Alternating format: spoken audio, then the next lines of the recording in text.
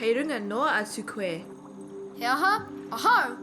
A koe hoki e Rangi, koa katoa hau ki te rongo aki I tō reo hāpā Rangi. Ai rā, Josh, tō ka kama hoki. He aha koe mōhiu ai ka mataku rātou I te ahi. I puta noa mai rātou I muri mai I te tonga o te rā, ā, ka rekau ana he matapi. Ka mutu, ko taua hā weriweri kohai, he hina tore ki taku mōhio. Mā tērā e kite ai ngā hanga o te moana I roto I te pauri. Ka whakaro iho au, ka repe e pai te aho ki a rātou. Ka mutu, e Rangi, miharo ana tō korua tere ko Toro ki te hika ahi. E hingai ene ngote toto o te moana me whai rautaki, naneki anei. Ngote toto o te moana? Kaore he mutunga mai o te whakamiharo o te wahine.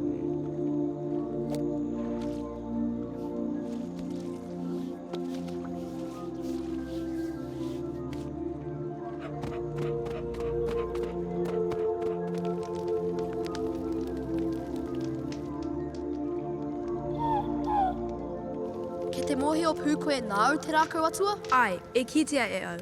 E mōhio tia ana tōna hanga katoa. Ki te mōhio tia te pūtake o tō rātou hiahia, mā reira pēr e kite ai me pēhea te tiki atu.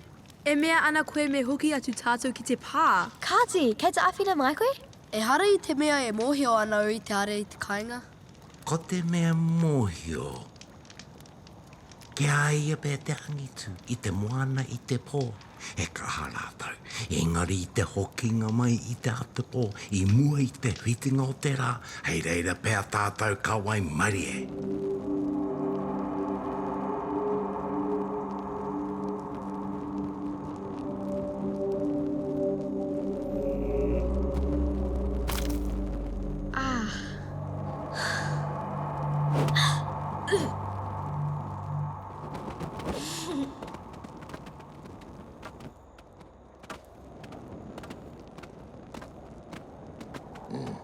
He aha tā rātou ka hanga nei. He aha tō rātou hia ki te rākau atua.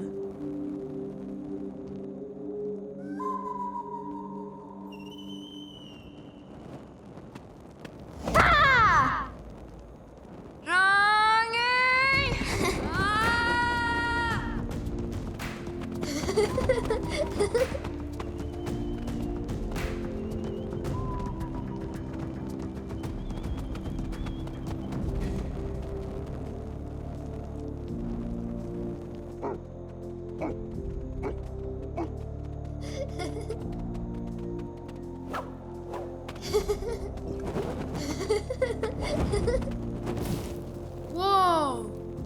Nā wai koe I ako kia pēnā te kori. Kia pēhia nei te kori.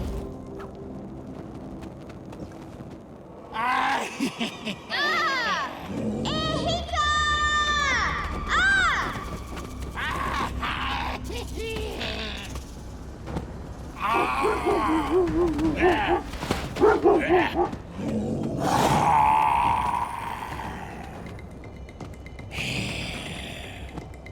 Tēnā koe karu whētete.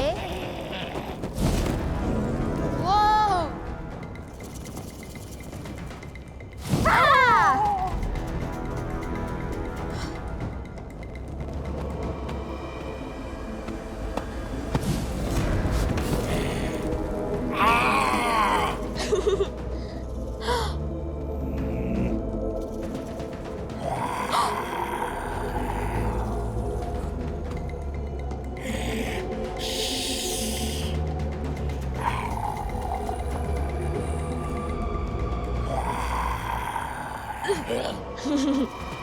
Hei!